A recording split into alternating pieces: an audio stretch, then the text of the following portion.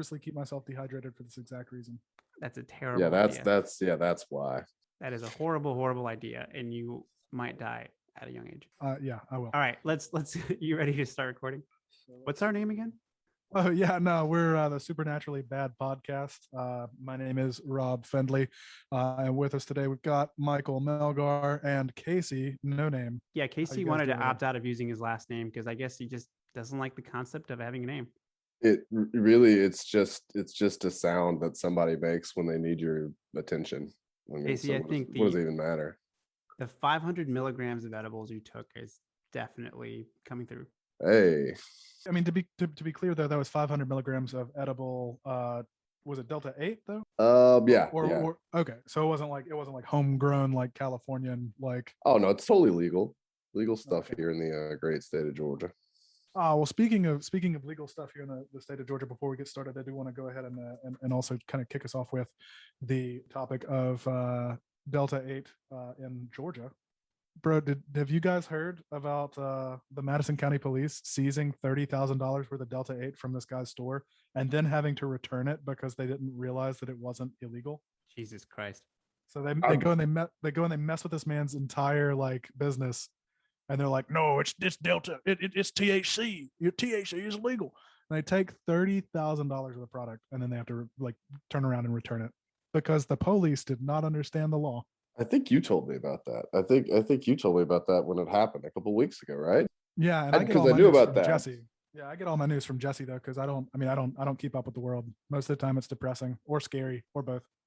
I get all my news from you, so just embrace it, Rob. Like depressing, scary, it's all good. No, I mean, if the bombs are coming, there's nothing I can do about it. I'd rather not know. That blissful ignorance is what's going to keep me from being scared. You know what's really fun is like a few weeks ago, I was having all these like really crazy synchronicities, and they all had to do with the atom bomb. Like literally, they all kept leading to the atom bomb. And I was telling my therapist about it, and he was like, "Huh." He was a little bit worried about the fact that there was such a preoccupation with that. Yeah, because you were probably like going to sleep. You're like, oh, we got this war going on. Isn't that fun though? Like it's fun though, right? Like it's kind of cool. No, it's not. It's not fun at all, bro. As soon as I found out stuff was starting to like kick off in like Russia, I was like, Russia and the Ukraine. I was just like, we'd have like a thunderstorm, right? And I would wake up from sleep and hear thunder and be like, well, shit, this is it. Brace for impact because the fucking mushroom cloud's coming. Yeah, no, I wasn't fucking with that. That's not fun. That's me waking up having gritted my teeth for 3 hours. You see, but like I only learned about it conceptually from like hardcore history, and it's like, oh, this is super interesting. But you're absolutely right. It would be absolutely horrible if it actually happened. Oh. So is that a fun way to kick off our show? I mean, yeah. I mean, I feel like if anything, it's a good way to go. I mean, what do you think, Casey? Is the atom bomb fun? That's a big question. In what context? Because there's a context where it would be fun. Hiroshima is not fun. Mad Max, that's pretty fun. So maybe that's, who knows? Maybe we need to get to Mad Max. I am not saying we need an atom bomb. No one's saying we need an atom bomb, but like if it wound up in like a Mad Max style situation, how mad would you be? I mean, obviously all the sunlight and stuff would be shitty, but you get to wear some tires. Are we judging it against the benefits that we got from it, though? I mean, like at the end of the day, right? Like the atom bomb dropping in Japan, not great, but we did get Godzilla.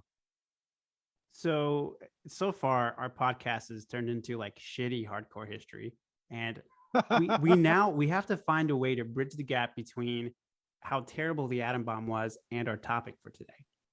I forgot the topic, so might be on you guys. So in Twin Peaks, got a good pivot. The Return, season 3, episode 8, there's this huge atom bomb explosion, and it's actually the beginning of the Black Lodge, and kind of sort of the type of creature that we are talking about today. And that creature that we're going to be bringing up today, Michael, at the end of the day, would we call it a creature, or would it be would it be better classified as a phenomena, or how would you classify it? That is the question to answer today, and I have so much to say about it, but hopefully with what we talk about today, we'll be able to make up our minds as to at the very least some semblance of what this could possibly be. Absolutely.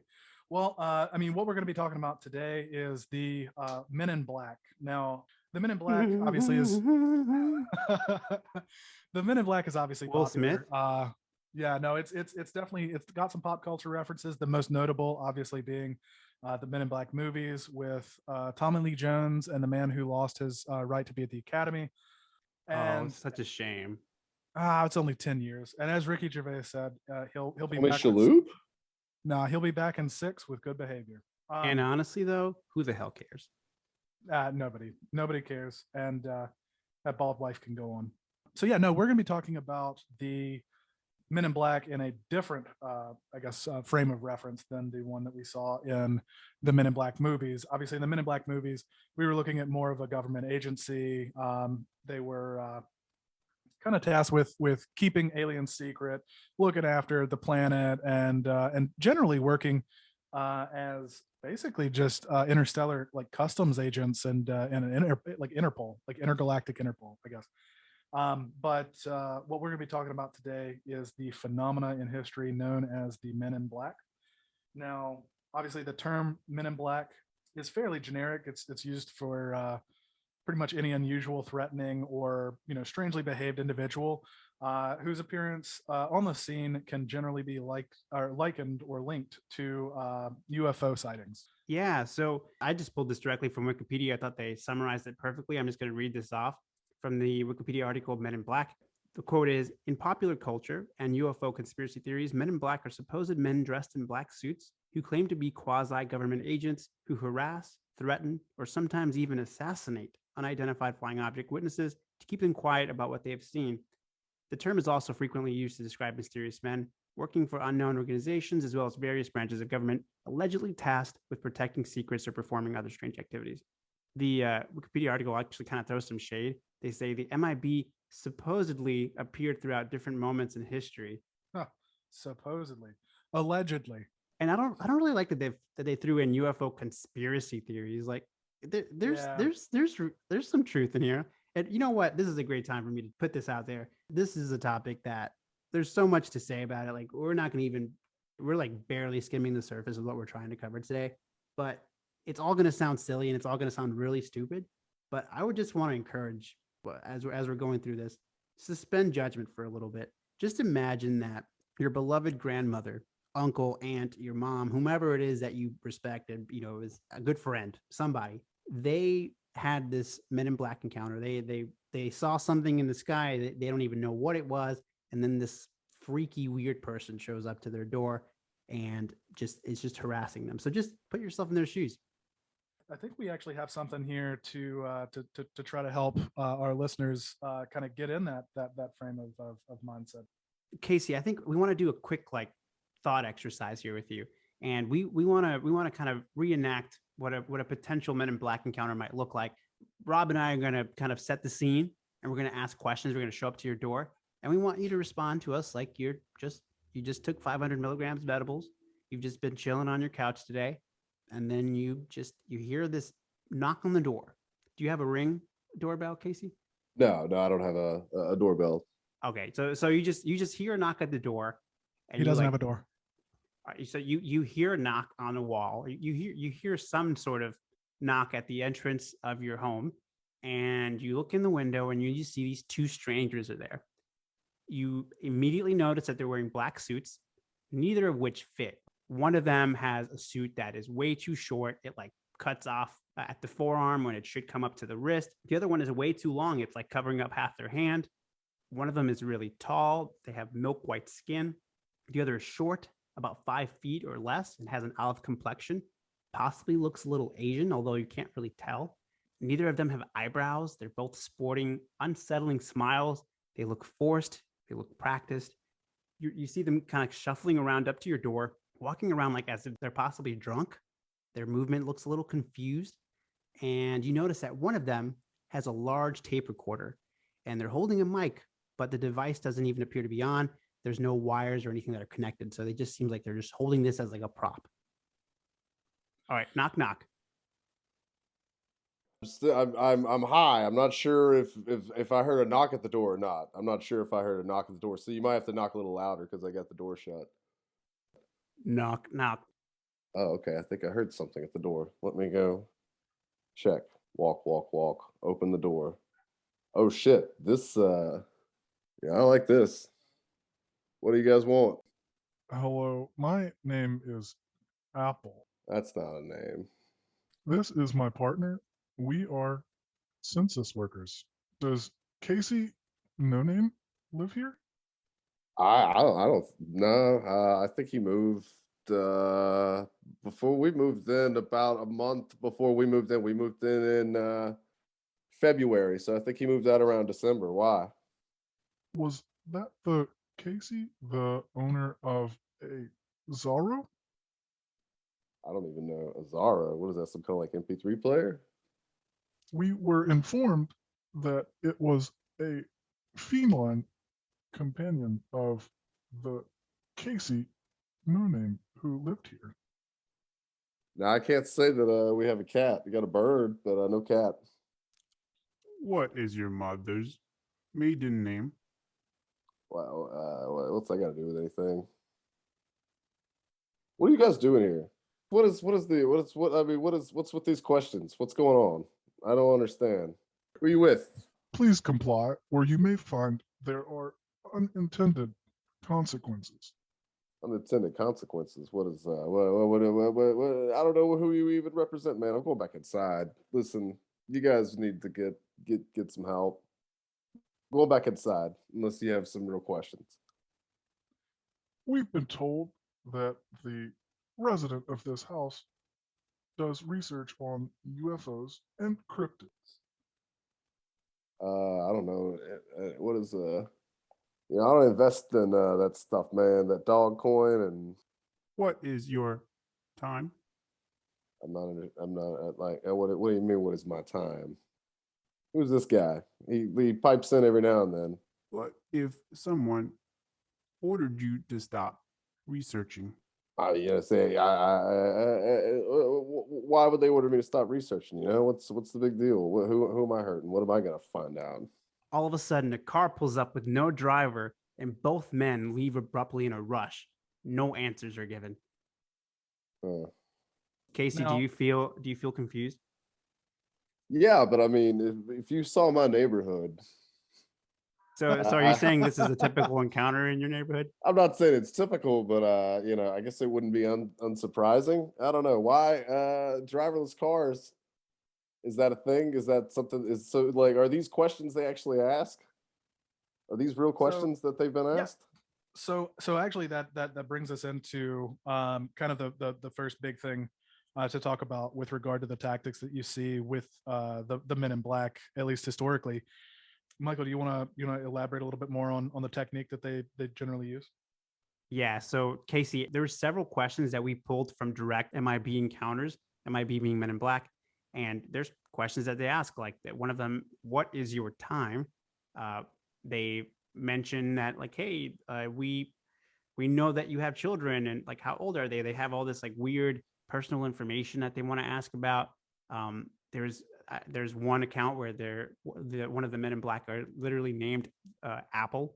So a lot of these things came directly from MIB encounters, and driverless cars are very much a thing. And in fact, in some cases, they actually show up in a driverless car that's from like the 1950s that looks brand new, and for some reason is just outside. They didn't even hear it pull up. So anyway, all that to say, that whole encounter you just witnessed is a very common trope. It's something that you hear again and again. There's so many of them that have those exact same elements. And there's this excerpt from Jacques Vallée's book Dimensions, where he brings up something called the confusion technique in contact ritual. So in this book, they talk about confusion used as like a form of influence or manipulation. And he quotes psychologist Paul Watzlawick, who says, "The need to get out of a confusion by finding this new frame makes the subject particularly ready and eager to hold on firmly to the next piece of concrete information that he's given. The confusion, setting the stage for reframing, thus becomes an important step in the process of effecting second order change and quote, showing the fly the way out of the fly bottle. Do you feel like you were a fly in the fly bottle? How'd I Jason's do? asking- How'd I do though? Would that have I been mean, an effective interrogation? Would they have gone back to the office and be like, "Oh, we got that guy"? No, I mean, personally speaking, I think that they probably would have they'd gone back and been like, you know what, this guy's a complete idiot. There's really no reason to keep going. I mean, any research this motherfucker's done, like he's basically like he's got UFO encounters up there next to a picture of Shrek and like a unicorn. Like I think this guy knows less than literally anyone we have ever fucking talked to. Do they go back to an office at all is the question. Well, my like. Well, of course. Where else are they going back to? They gotta go somewhere. I mean, it may not be like an office. You know, like I doubt they like have a rental space somewhere. But I do like to believe. I like to believe that while they're really awkward to us, obviously you could hear in the act that Michael and I were doing. You know, they've been said to talk with kind of like stopping, starting, kind of like weird cadence, a lot of weird inflection on a lot of their words. A lot of times like a statement will be posed like it's a question.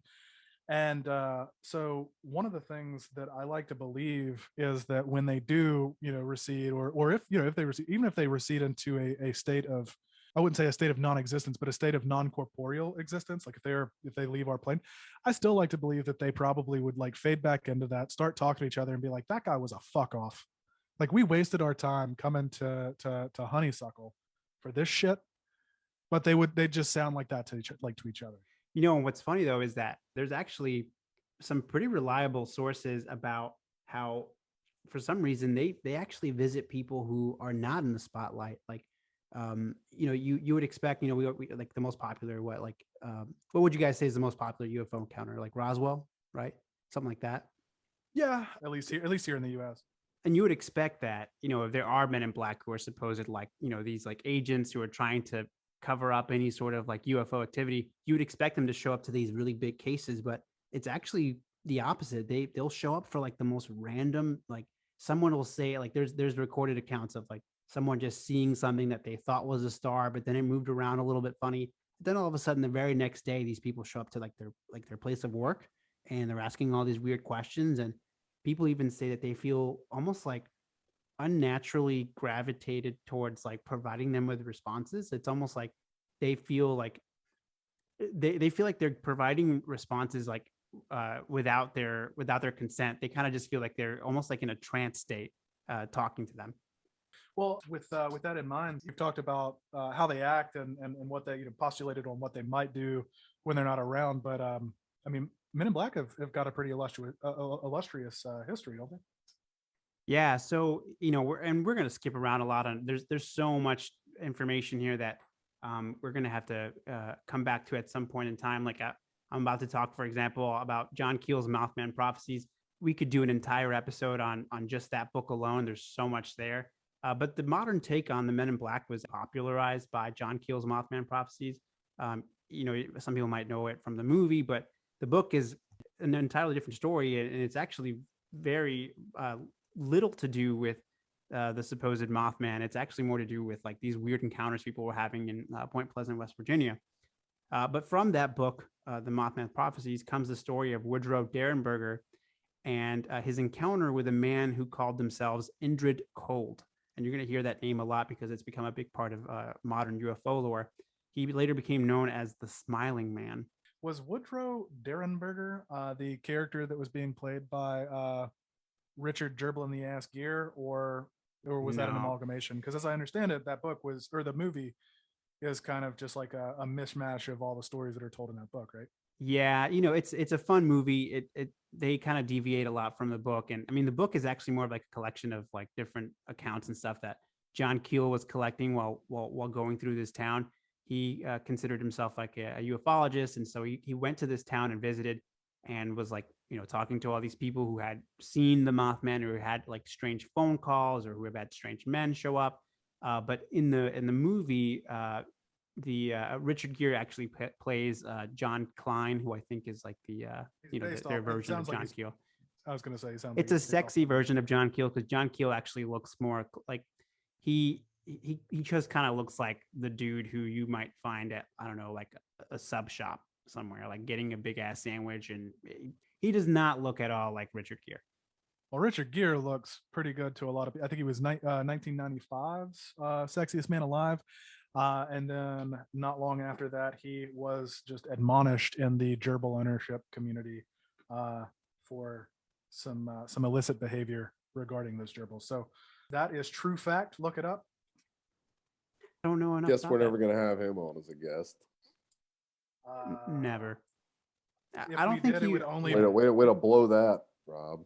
Man, shit. If he was going to come here, the only thing I want to know about that is how did he get it in there? And also, how did he get it out? I don't really care about his experience on the movie. So with that, I'd like to play a clip from the Mothman Prophecies where John Klein in the movie is actually getting a call from Indrid Cold, and this is the first time that he hears them. We're going to just listen to a short clip of this, and this is a much closer representation to what the encounters with Men in Black are actually like, as opposed to, meeting Will Smith. Hello, John Klein. Who is this? My name is Indrid Cold. Yes, of course, you're Gordon Smallwood. Your father was born in Racine, Wisconsin. He lived in a greenhouse on Monroe Street. You don't remember how your mother looked. Okay, you got my attention. Where's my watch? In your shoe. Under the bed. You're reading my mind. I have no need to, do I?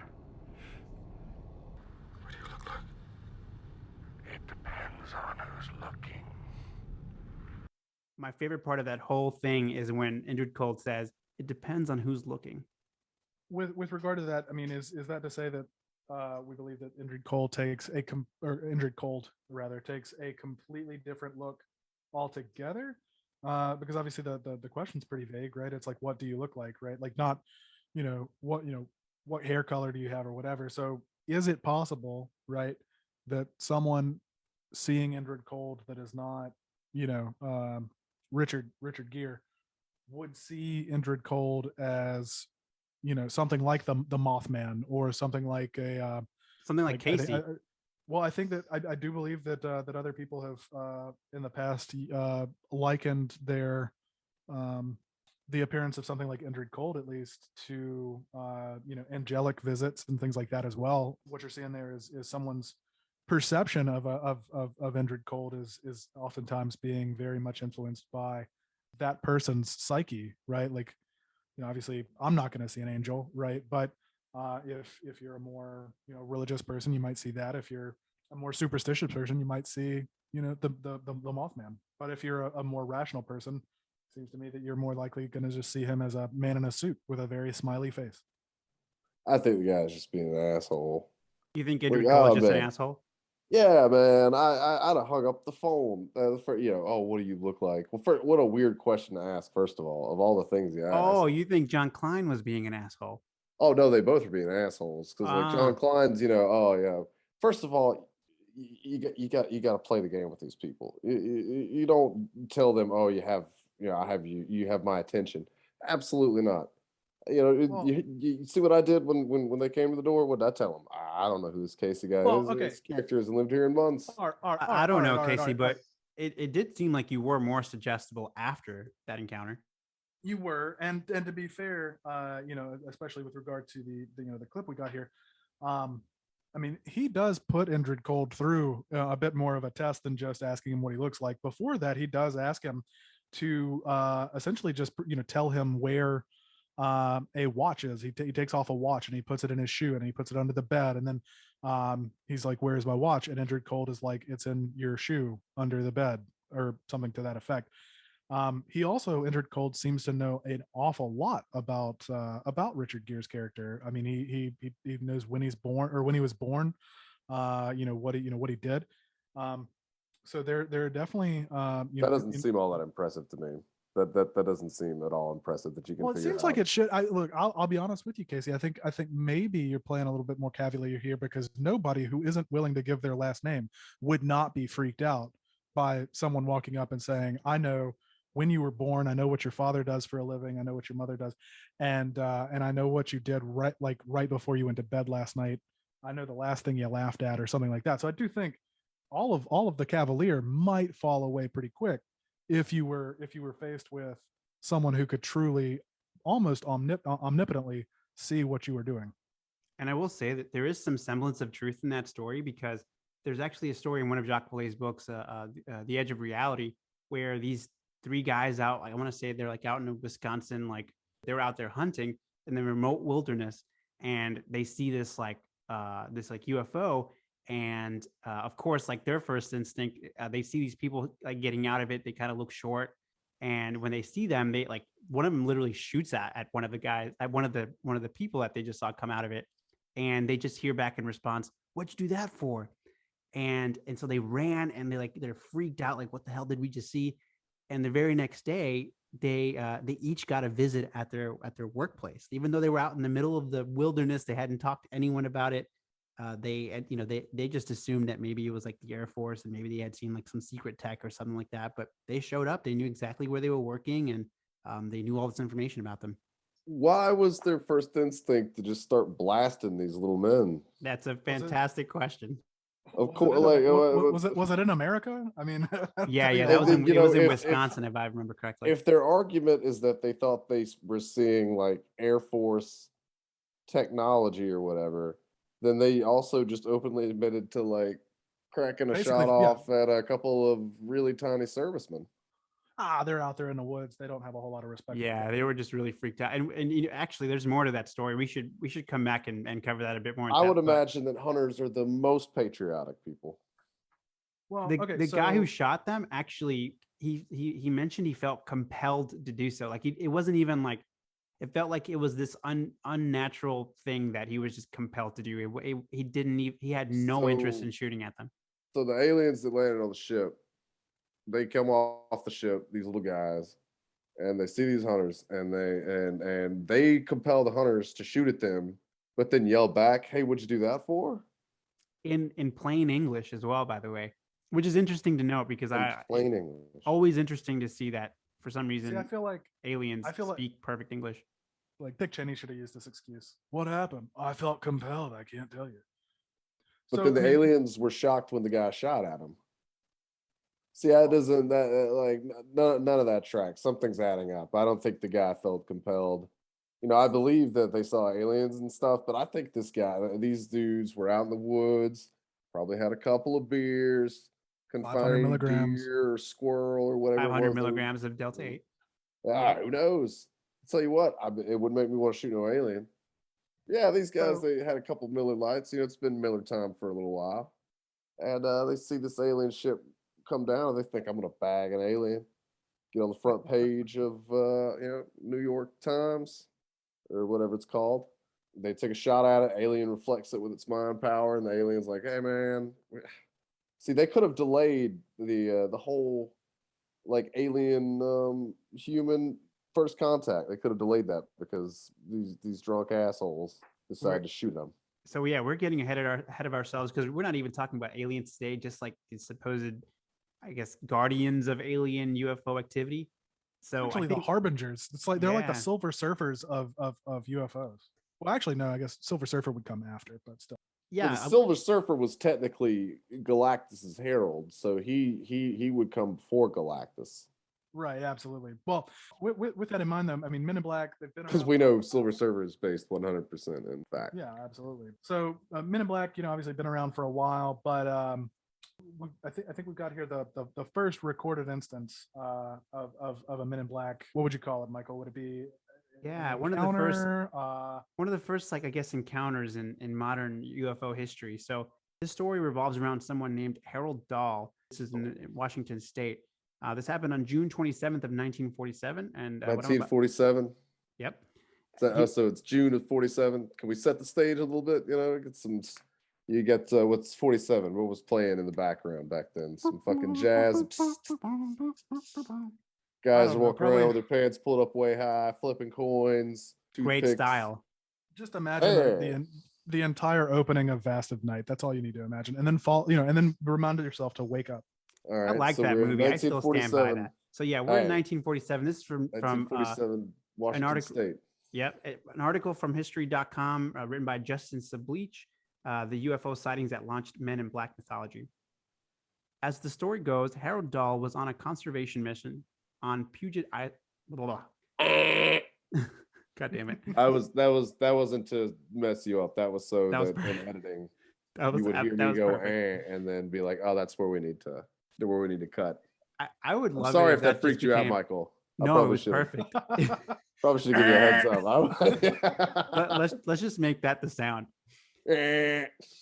As the story goes, Harold Dahl was on a conservation mission on the Puget Sound near the eastern shore of Washington's Maury Island, gathering logs, when he saw 6 donut-shaped objects hovering about half a mile above his boat. Before long, one of them fell nearly 1,500 feet, followed by raining metallic debris, some of which hit Dahl's son, Charles, on his arm, as well as the family dog who didn't survive the ordeal. Dahl was able to take some pictures of the aircraft with his camera, which he later showed to his supervisor, Fred Chrisman. A skeptical Chrisman went back to the scene to look for himself and saw strange aircraft with his own eyes.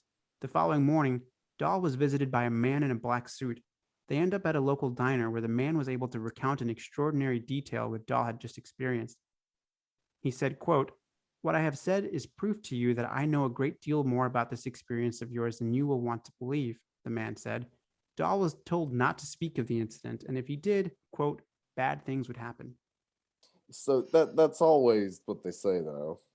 It's I mean the I guess the best motivator for anything, right? I mean, if you absolutely on a dire level need somebody to do something, you're not going to say, please don't, there's no repercussions, but yeah, we do, just don't, we'd prefer it if you didn't. No, I'm just saying, you do have to kind of come at it with like, if I'm this guy and I'm sitting at the diner and he tells me, don't talk about this, bad things are going to happen, I'm going to get a little belligerent and I'm going to say what, are you threatening me, pal?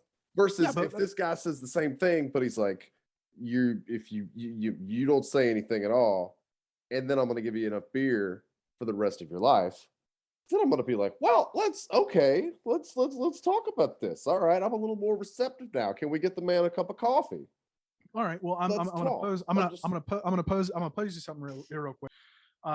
So bad things happen, right? It could be anything. I think a lot of people, when they hear bad things could happen, get hit with like, oh, they might run me off the road or whatever. So Casey, I know you wouldn't really care about that. You'd still keep your belligerence. But if that man got up right after you got belligerent with him, gets up and he says, you know what?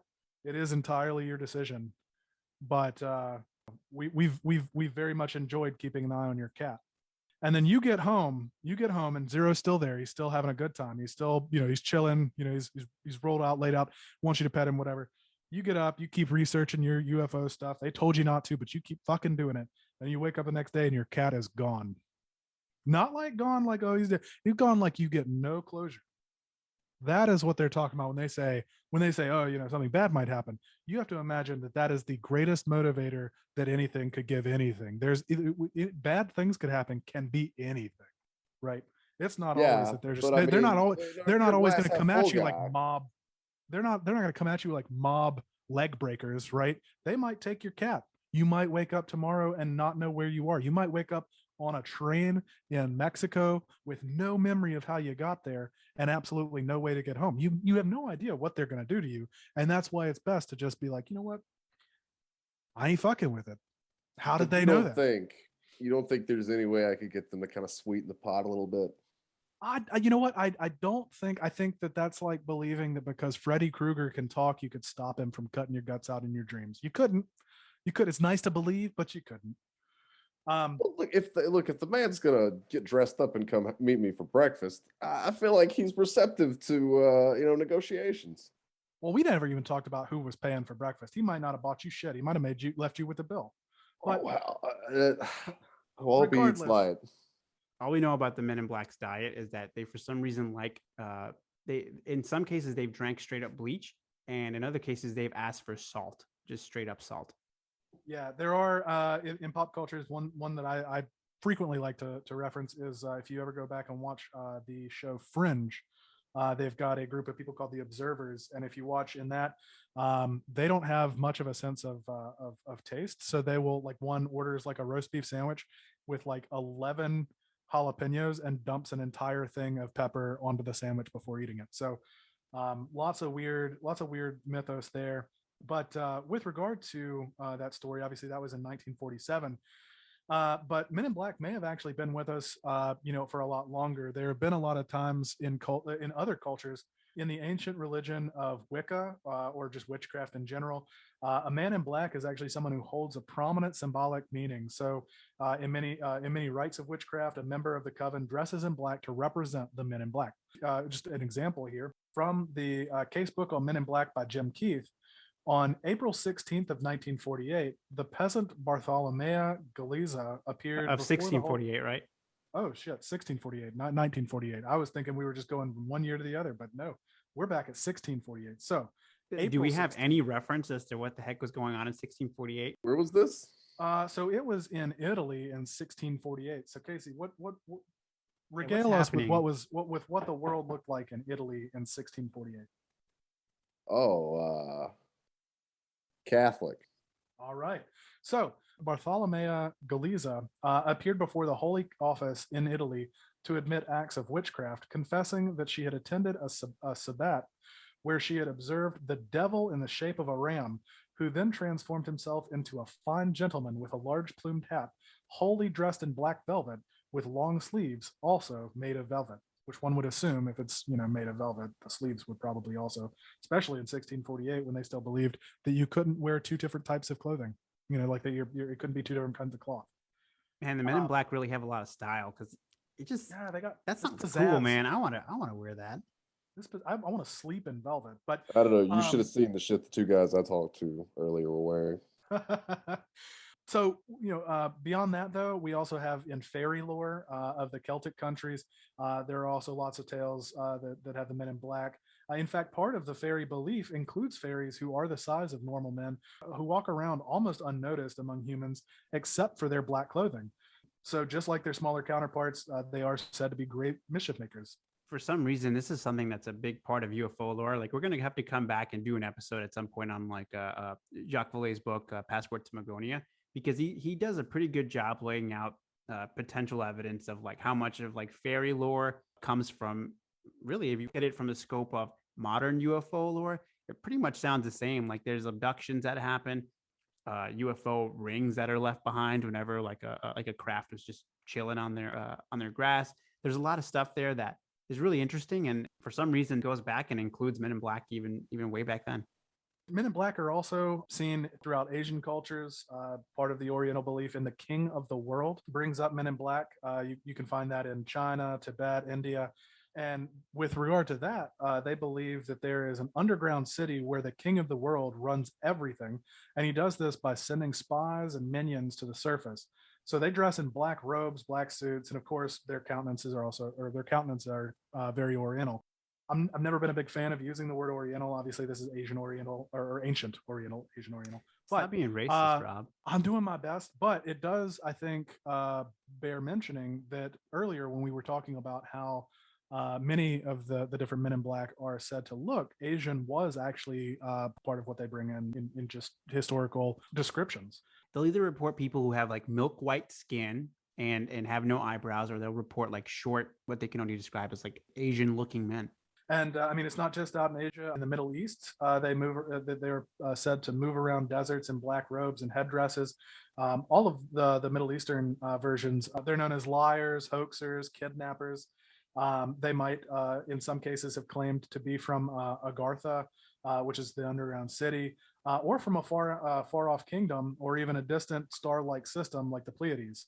But even outside of that, in the Christian Bible itself, it pointedly warns us to be aware of those who profess to represent powers and principalities, and tells us not to go out into the desert to meet with them.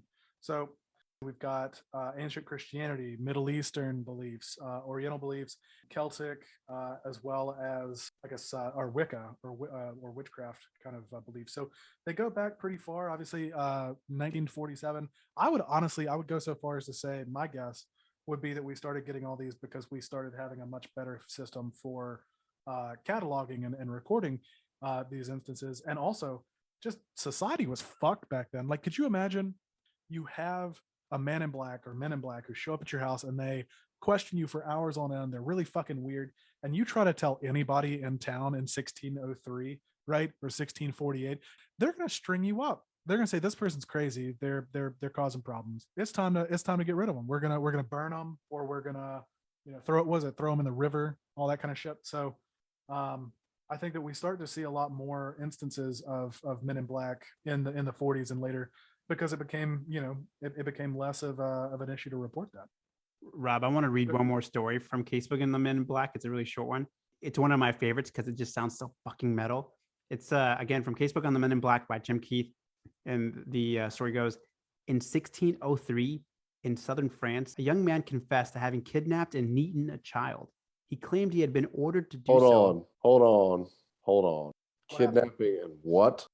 Kidnapped and eaten a child. He confessed to it?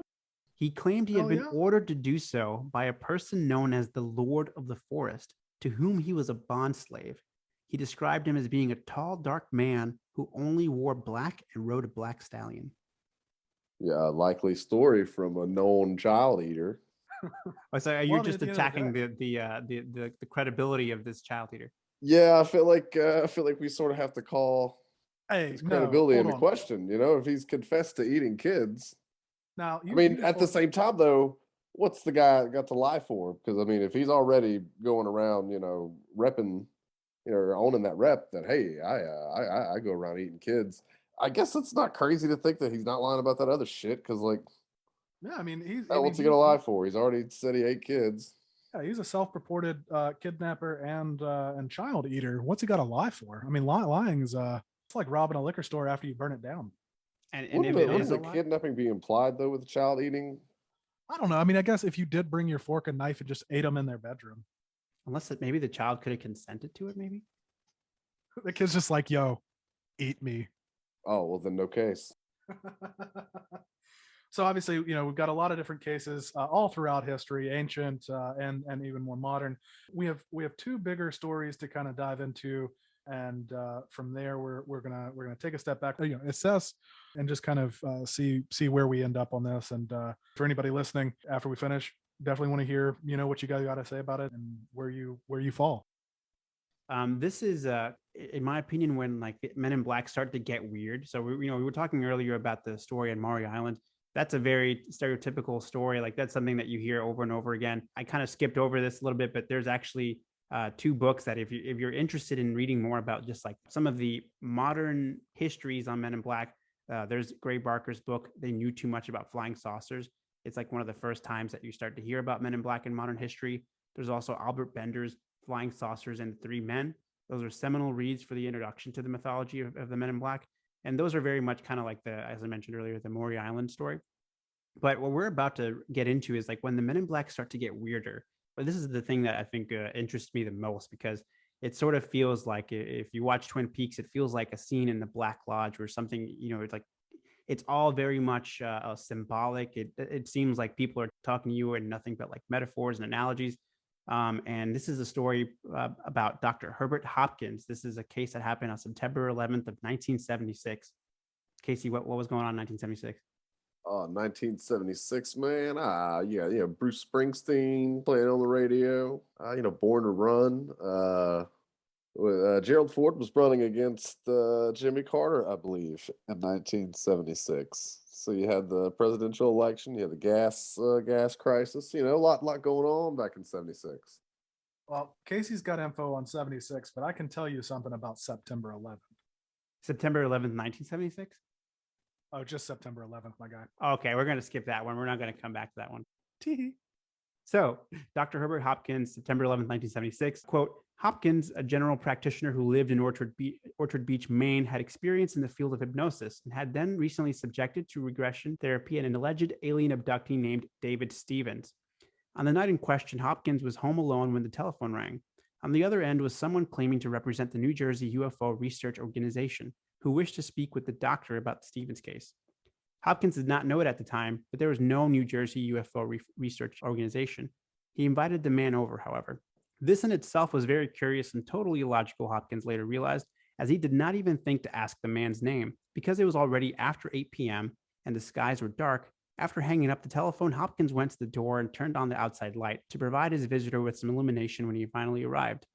To Hopkins' astonishment, however, the man in black was already there, making a slow, steady way up the porch stairs and directly toward the stunned doctor.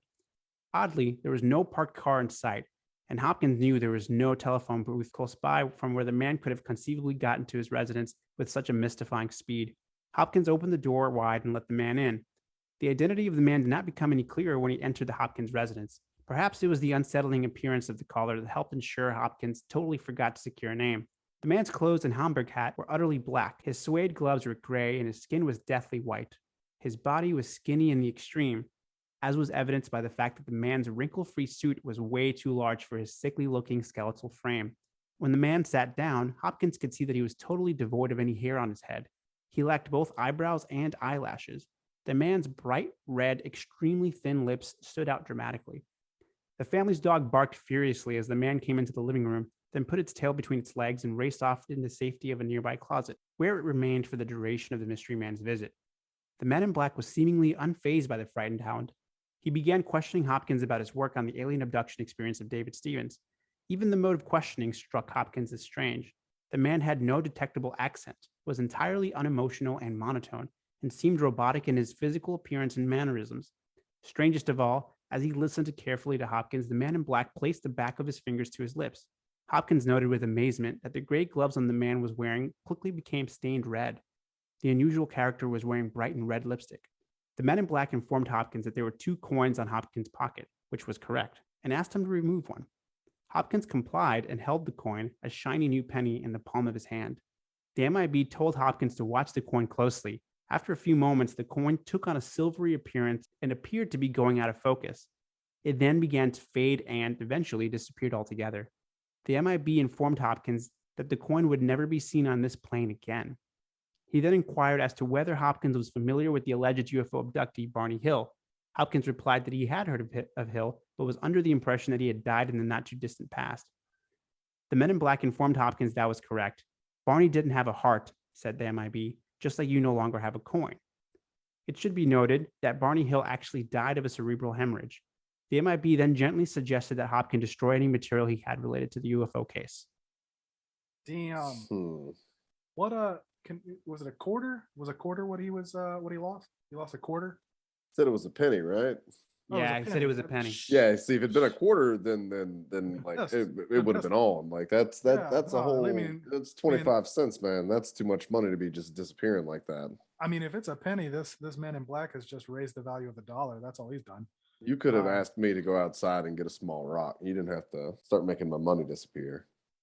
But yeah, so they told him to stop looking. Now, to clarify, did he stop looking? Was that the end of it? Yeah. Did he ever quit?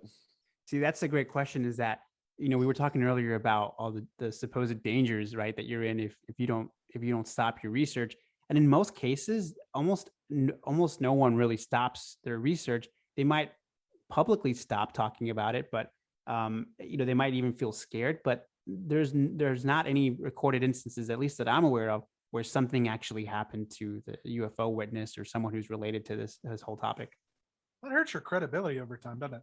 Oh yeah, man, I'm slamming the doors on these guys next time they come over. Then absolutely, you have to question what reason would you even have to do this if it's not going to lead anywhere, but maybe it's leading exactly where it's supposed to. Yeah. Okay. Well, I've got a story here that kind of follows up on that. Michael, remind me the story there. What year did that happen? 1967. 67. I thought it was 76. Yeah, 76, right? Oh yeah, you're right. I'm sorry, 1976. I was gonna say I gave an inaccurate, fucking. Well, off by a good bit, but so the reason I asked though is that it seems like 76 was just a big year. So the story I've got here is a story about Shirley Greenfield. Shirley Greenfield is a pseudonym.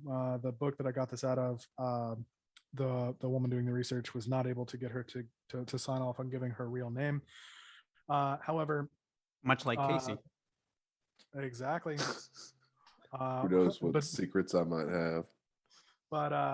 so the story goes that on January 23rd, 1976, Shirley Greenfield was 17 and working in an office in the town of Bolton, Lancashire. And this to me is fun because most UFO stories, most things that we know about, especially here in the U.S., are stories of abductions and encounters that happen in the U.S. But this is happening over there in the UK. So what happens is Shirley, she sees a UFO, right? We're not going to dive too far into the UFO information because that's not what we're covering today. But essentially, she sees some light in the sky. It's kind of wobbling around. I think her description was actually that it looked kind of like an upturned bowl with lights kind of just going around around and around it.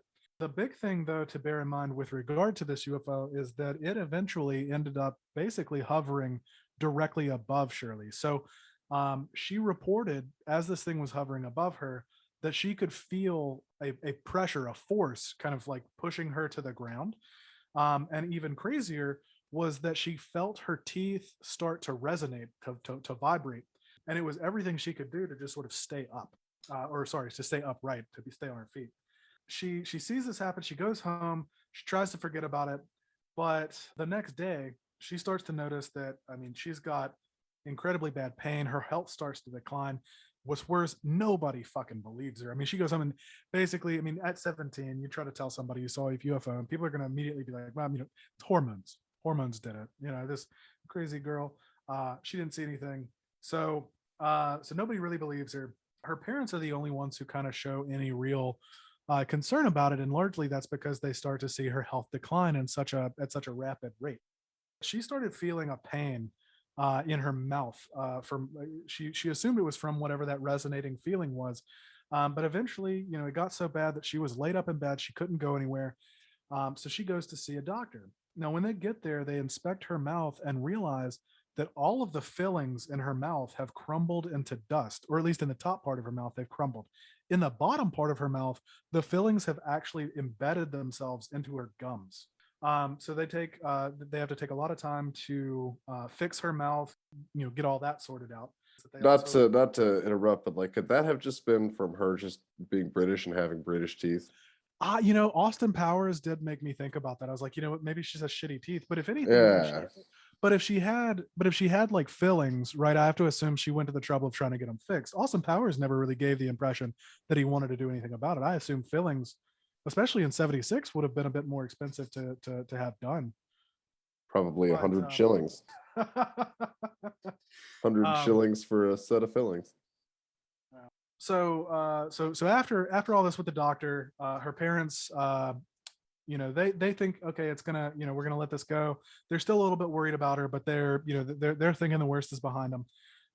Shirley, on the other hand, actually gets in touch with a UFO investigation group, and from there they kind of lead her into a situation where she is going to do what is really big in a lot of UFO stories, a lot of reports, where she goes through this hypnotic regression, basically. So she goes, and if you've ever seen X-Files, I think everybody on the call here has, they all, Mulder's big thing is he went through hypnotic regression, and that let him see the memories of his sister being taken. It's very similar to what happened here with Shirley. And so essentially she was able to recover this memory where she does remember being basically abducted, right? She remembers being taken to a place where she was being told that she was going to need to do something later, but that it was going to be revealed to her later, and that they weren't going to tell her now. But essentially they said, one of these days we're going to call on you and you're going to do this thing for us, right? And that's the memory that she gets back. Now, on Monday, February the 2nd, 1976, which is 9 days after this encounter, her mother takes a call just before Shirley gets home from work, and the man on the other end of the phone is a man who would only identify himself as someone who investigates these things. He posed a lot of questions about about Shirley's health. Specifically, he wanted to know if there had been any marks that had been left on her body, which is wild because besides the teeth, right? Shirley did report having found sort of a burn on the back of her on the backs of her arms. Like what kind of burns? Like sunburn? Like No, I mean they third were degree, shaped. They first were degree. Shirley reported them as having been circular with like a notch on the end of one. But I will with say that being- sunburns are a common thing, Casey. Yeah, absolutely. Yeah, Close Encounters of the Third Kind. Richard Dreyfuss. Yeah, Right. people, we were talking about earlier about the Mothman prophecies, for example. Like when people saw Mothman, their eyes would be essentially swollen shut. Like they just get like all this like sunburn like type radiation like burns on their skin. Absolutely. I mean, I think if I remember correctly in the movie, that's one of the things is the guy gets like his arm is out like in the window of his car, and it gets burned. And then was it his eyes or his girlfriend's eyes? They get all burnt. I can't remember in the movie, but I want to say in the actual story, it's both. Okay. So, anyways, so they get this call. The mother doesn't really tell this man a whole lot of information. If anything, she didn't really have a lot of that information to give. However, at 7 p.m. the following night, during what was a pretty nasty storm, there's a knock at the door, and Mr. Greenfield actually goes to the door, answers it, and sees a pair of men standing outside. Now, his first reaction on seeing these guys, knowing what the weather was looking like, was essentially he wanted to do exactly what Casey was talking about earlier. He was going to basically just close the door in their faces, especially after they asked whether or not they could speak with his daughter. However, the leading man in this tells him, if you do not let us in now, we will come back later and make Shirley speak to us. From the reports of everyone involved, he did not seem to utter that lightly. It didn't seem like a flippant. He didn't seem nervous about it. He seemed like, I'm telling you this, and I absolutely am going to back that up. So they let him in at the behest of Shirley, who's been listening to this whole thing from at the top of the stairs. And they essentially they begin to interrogate Shirley. And so here are a few of the things that I just want to kind of bring up that are some weird MIB stuff that they noticed from this interaction. First off, the man who initially started out speaking, he only ever identifies himself as the commander. Right? He never really gives his name. He never tells the name of his colleague. His colleague never really speaks. The commander never gives any explanation for what branch of the British military he was a part of. Nothing. Another thing that they all seem to have noticed is that the man who was not doing the speaking, who was never introduced, he's sitting back with what they explained to them is a recording device, right? That he's going to be recording this interrogation or questioning. However, it looks like just like a box. There's seemingly no microphone. There's seemingly no opening. And despite the fact that it's 1976 and they interrogate this girl for close to 3 hours, he never once has to take out the tape and change it. He never even has to flip it. So that's another thing that kind of stands out to him. During the interrogation, the commander begins to ask Shirley. He asks her about her wounds. He asks her what she saw. He asks her a number of questions about whether or not she exhibited any form of telekinesis, any sort of telepathic ability, or any sort of precognitive ability as a child. And that's where shit starts to get wiggity. Yeah, it's pretty out there. I mean, and as they're sitting around, right, the family, the family decides to be a kind of closed-lipped. Shirley answers most of the commander's questions honestly. The main one that she refuses to tell him about, though, are the physical ailments that came after this encounter. Another pretty weird kind of thing that happened was, since the mother and the father and Shirley were all in this room, you would expect that their testimony about this interaction would be identical, with only a few minor sort of variances. However, Shirley, on reporting about this, distinctly remembers the commander only having one arm, and furthermore says that when asked about it, the commander explains that he lost his arm during an airplane accident. However, Shirley's parents not only don't remember that he was missing an arm, but they don't even remember a time during the conversation when that was even broached.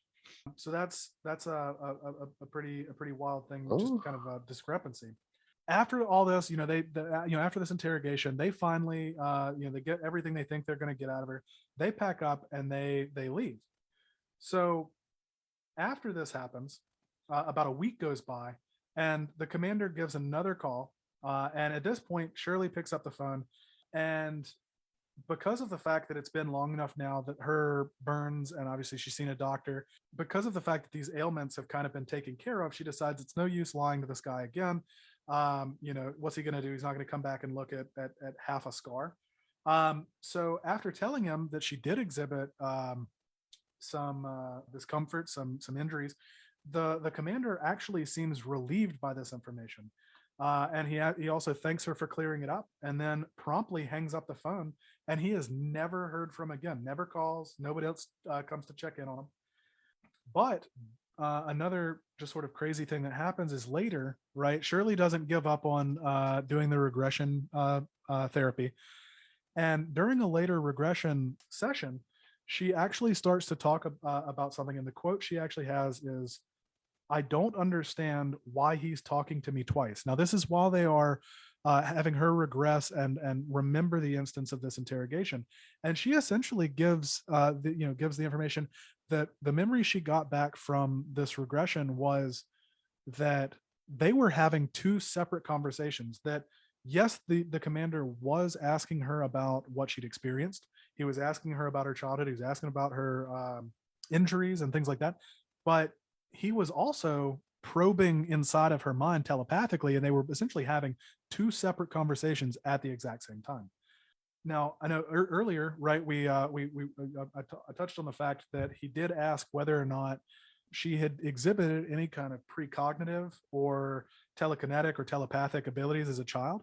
And weirdly enough, her mother and her sister both claim on separate occasions to have seen Shirley consciously levitate down the stairs in their house when she was a child. That No fucking way. Casey, is that the most unbelievable part of that story? Like the fact that they didn't talk about that every single day of their lives, and they waited till that dude was there to bring it up. Casey, this happens though. I'm so glad you said that, because this happens time and again where people have this crazy shit happen. Like, oh yeah, I saw this creature that, and they describe like Mothman or something like that. But it's like it had been buried in their like memory until this like moment where they're talking about this and they're like, oh shit, like, well, that's kind of crazy. Well, you also got to bear in mind too, Casey, that while your reaction to that particular kind of story would have been, that's fucking bullshit, because if it ever happened to me, there's no way you'd shut me up about it, right? But the thing is that most people that something like that happens to, they're going to be like, they may tell the story once or twice, especially when they're as a child, right? But after the probably fourth or fifth time that somebody says you're fucking crazy, that did not happen, you're gonna stop telling that story, right? I mean, you might not, right? But your average person. I mean, I know that you, for example, Casey, are convinced that you're immune to rabies, and it doesn't seem to matter how many times we tell you that you're not. No, not immune to rabies. I said there's a possibility. I do believe I have an animal kinship. I do think that large predators would think twice about attacking me, not out of fear, but out of a brotherhood, a kinship. They sense the animal essence that I carry with me. Do you have anything to support this, Casey? It's a hunch. It's like a cop has a hunch, man.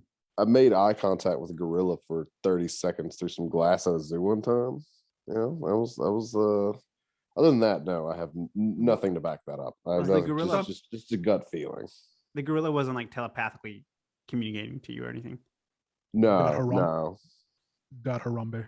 I mean, we both scratched our asses at the same time, but I think that might have just related. Now that might actually be a kinship that you just formed. That's just mimics.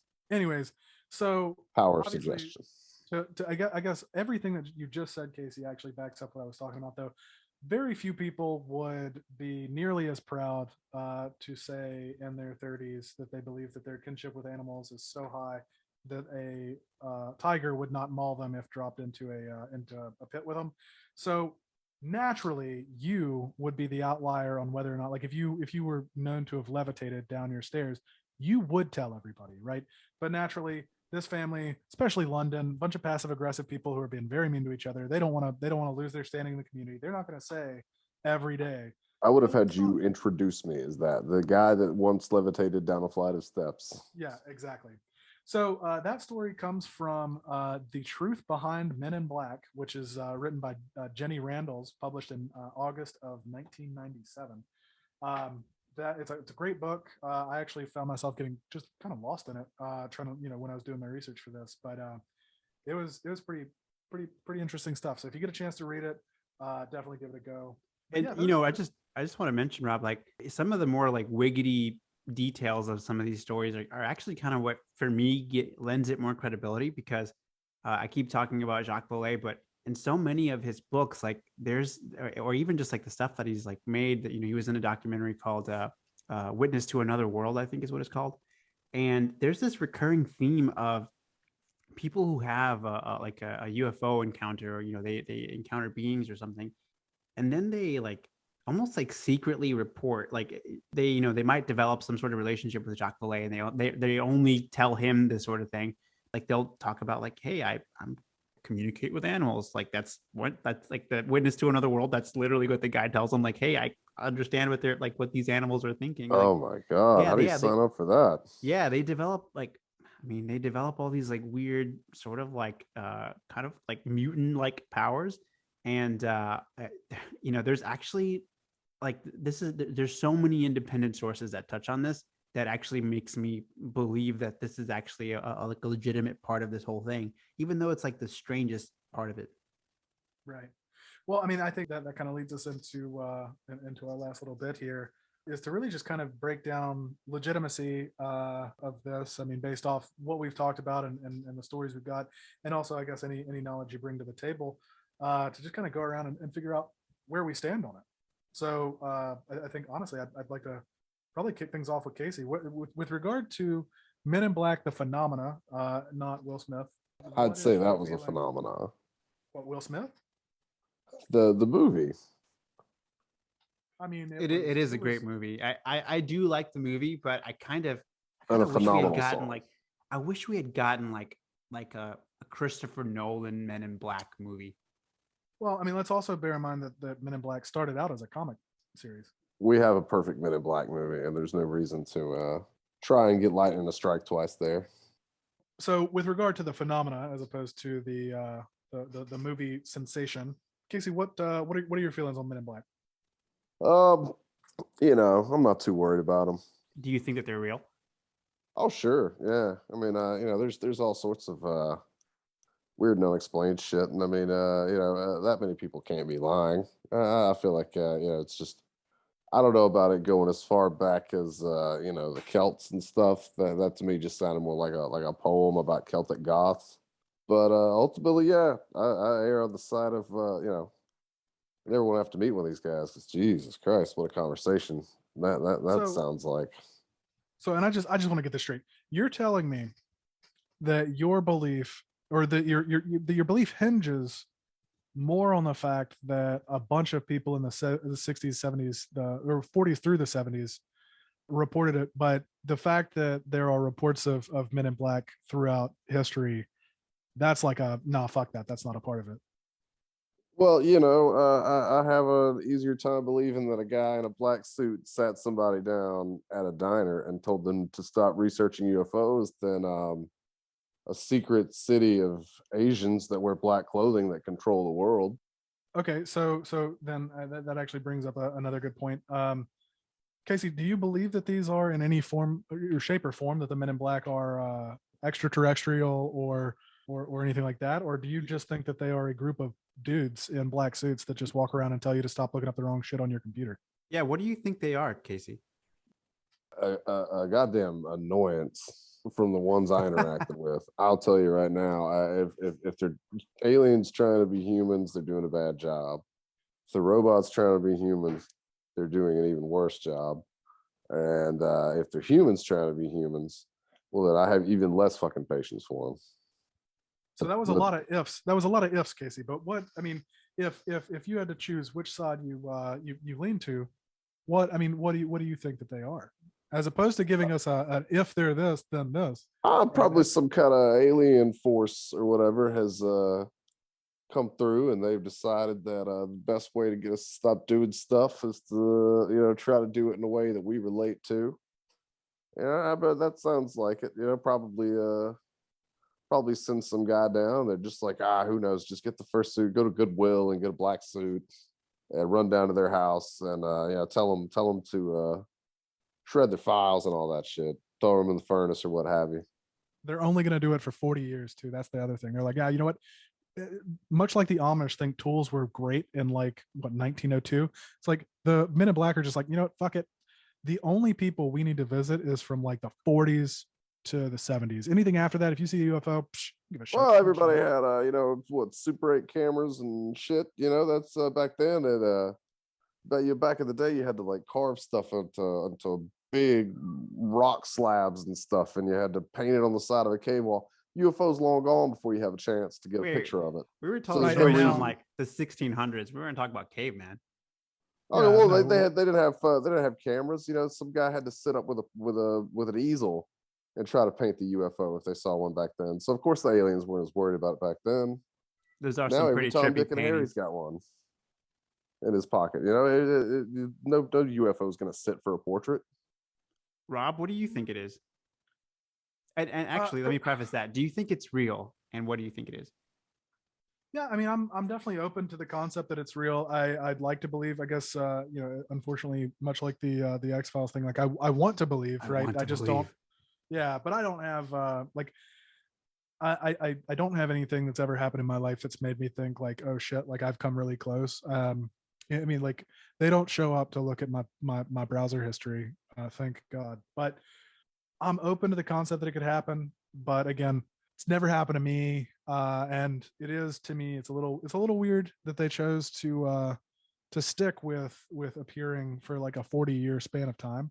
I mean, that is a thing though. There's like UFO flaps, for example. Have you guys heard that terminology, UFO flaps? It's like there's like a period of time where like there's all this UFO activity, people are seeing it everywhere, and then it just dies down for like years, and it's very sporadic. It does go in waves. So I mean, there is some credence to it, Cup, right? Well, I mean, I just think kind of like the World Cup. Yeah, they just get excited once every 4 years and then forget about it.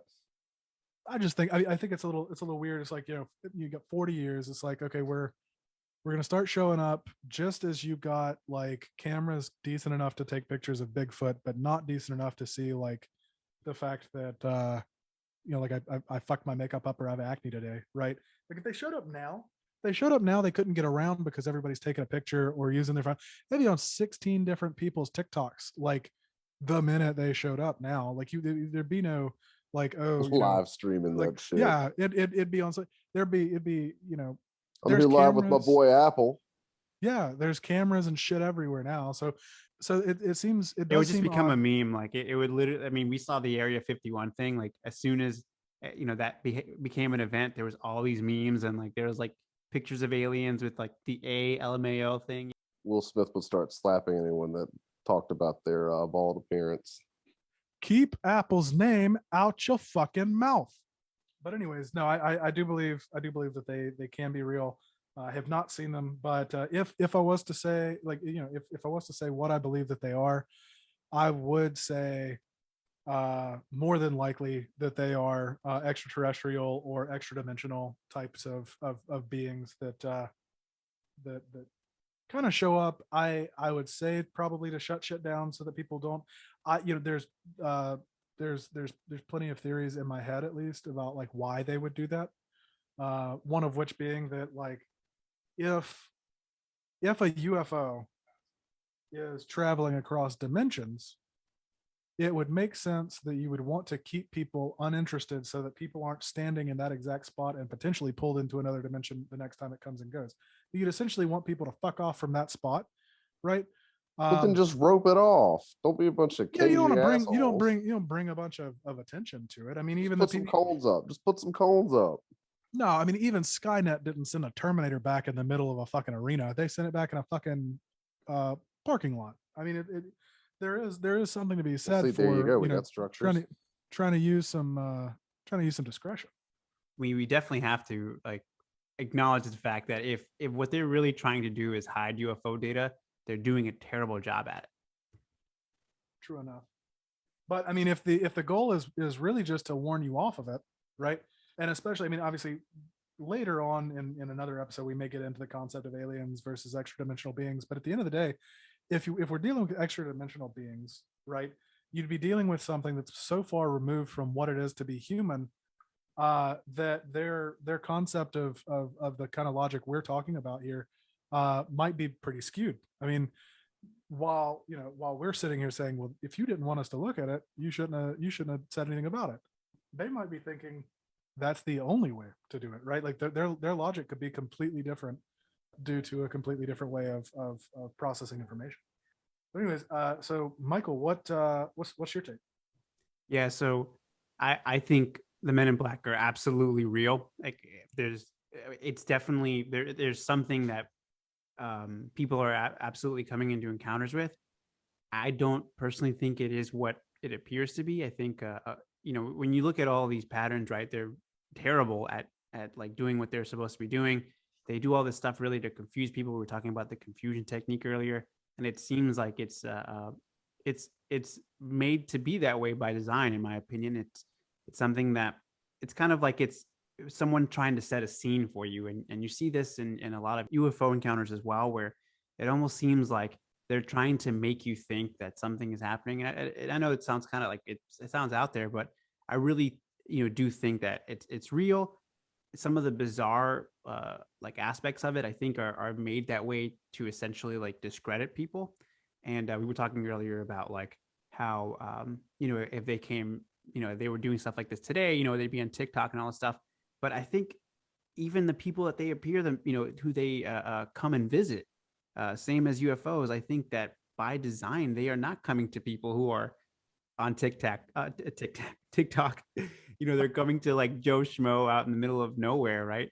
And they're showing up and they're trying to somewhat intimidate them, but not really, just enough to kind of make them think that there's something going on. And I think that it's so easy to dismiss it, like because there's all this bizarre, crazy shit going on with it. But I think it's done that way by design. And so if we sort through all that bullshit, like we can, we might find some truth behind it. Like we can pull back the curtain on it. And I'm honestly divided as to like what it is. I think the rational side of me thinks that it's a psyop. It's kind of a boring explanation, but I honest to God do believe that there's at least some encounters can probably be explained away with like CIA agents just coming in to just like BS and try to make people think certain things. I mean, we've seen this even with like, what is it? Like when chemical agents have been used before to make people hallucinate and make people think that there's something going on. I think the reasons for why they would do something like this, that's what's really hard to nail down. Like who stands to benefit from something like this. But I think my boring explanation is that I think it's a psyop. It's just like a government sort of surveillance type of thing, or something that's just meant to like put disinformation out there, for what purpose, I don't know. But I think there's a trend behind it. But my favorite fun sort of theory behind it is that they're time cops. This is covered on like last podcast on the left. Actually, they did a series on Men in Black actually, and one of the things that they cover is time cops. And it's this freaking awesome sort of like thought of like, just people who are committing time crimes, right? They're showing up in a UFO. And so these like, people from different dimensions, different times, different realities are showing up. And, it explains things like freaking Bigfoot showing up, or like Mothman showing up. And that's why the Men in Black are kind of all around these like stories. So, I do think it's a combination of different things. I don't think it's just one thing. But it's definitely, in my opinion, had the intended effect of like creating its own folklore. Because I mean, even with us like talking about it right now, for example, like if there is any truth to any of this, right, you might think like it might even subtly like discourage you from maybe oversharing about these sorts of encounters, because there's like this innate ridiculousness associated with these stories. So I don't know. That's kind of what I think. I'm telling every motherfucker. I mean, say fucking Casey's ass will be out there in the middle of the streets with a fucking sign that just says, "Oh, the Men in Black were just here. Go get them." I'm letting and then everybody know. I'm be following in them down the- the driveway. be in the backyard giving some some singing Snow White bullshit to try to get the deer to chase after him, and get all of his animal brethren to take up the mantle and go get these men in black. Something we didn't really touch on today that I think is probably like the scariest explanation, at least in my mind, the scariest explanation behind it is this concept of a tulpa. Casey, do you know what a tulpa is? I do not. So a tulpa is, some of this comes from Wikipedia. It's like a tulpa is defined as a thought form energy ghost. So if you can imagine, like when you're a kid, you have an imaginary friend. It's kind of like that. But imagine if like collectively our society's like paranoia created these like G-men looking men in black who are like essentially all of our fears put together into this like being that walks around like acting like they're like cops, and they become these like sentient beings kind of like living on their own. And I'm going to read here a bit more about like what a tulpa is.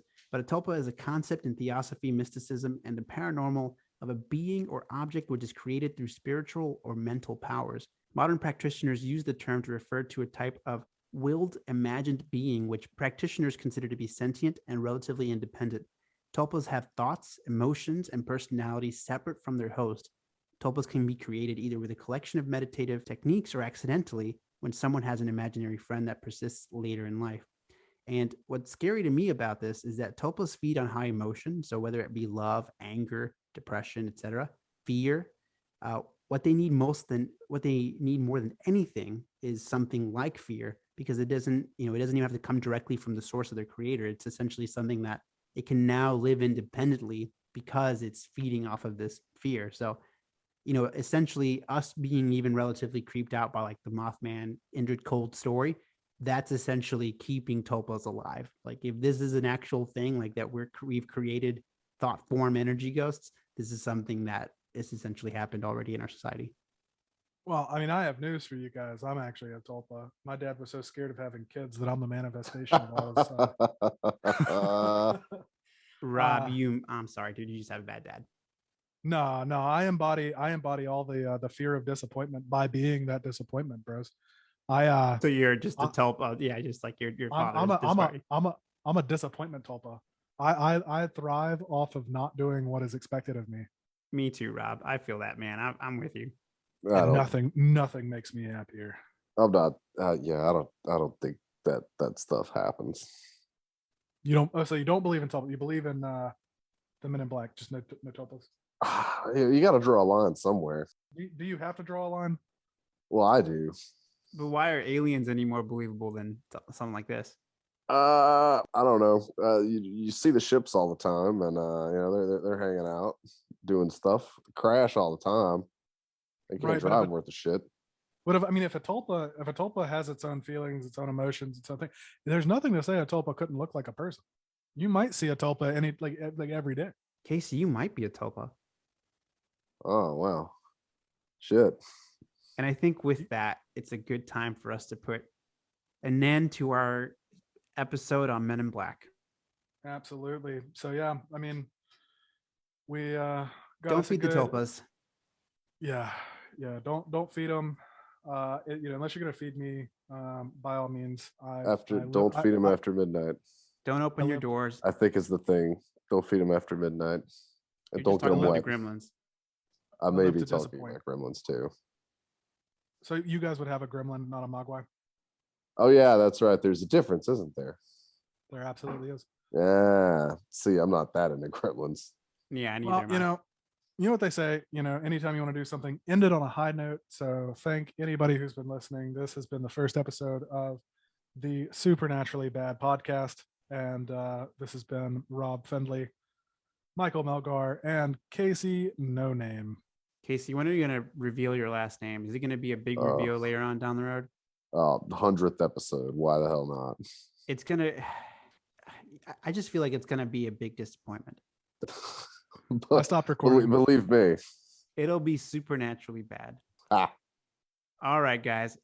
Thanks so much for listening. And we need a catchphrase. We need something.